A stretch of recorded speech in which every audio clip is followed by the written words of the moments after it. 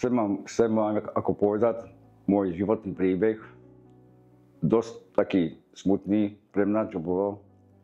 Skrátka chcem povedať o tom, že ako som sa dostal ako do dlhov, kto mi ako pomohol a vím o tom už, že existujú aj dobrí a spravodliví ľudia. Zebral som si ako z banky ako pôžičku. Skrátka sme to tahali tak, že partnerka ako nepracovala, peňažky sa ako mínali, bol som ako zamestnaný. Potom nás prepúšťali, prepustili nás ako ze šmerálky, ako z fabriky. Potom som si našiel ako prácu ako ve Volkswageni.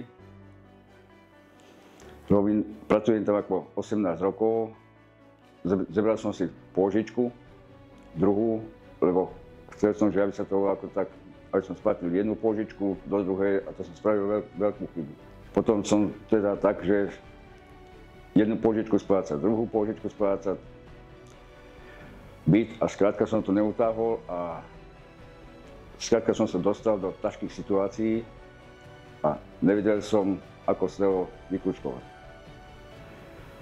Potom mi prišli ako exekúcie, mi došli, mal som prísť ako o byt, ale môj sused mi poradil,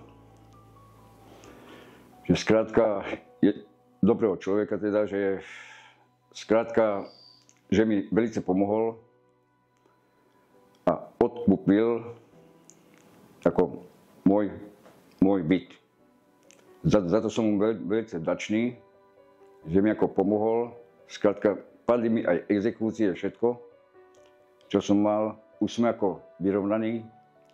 Vtedy som mal výplatu, som zarábal voľakých 300 eur, 300-400 eur, ale to skrátka, to bolo také minimum. A skrátka, teraz mi je tak lepší, teraz mi chodí celý príjem, mám tie korunky, dá sa aj trošku aj tak odložiť z tých koruniek. A ďakujem veľmi pekne firme Nestor Capital. Ozaj sú to dobrí ľudia, spoľahliví. Ozaj môže sa im 100% nejako veriť. Môj príbeh bol ozaj smutný takto, ale teda strašné. A ďakujem za to, že strašne pomohli.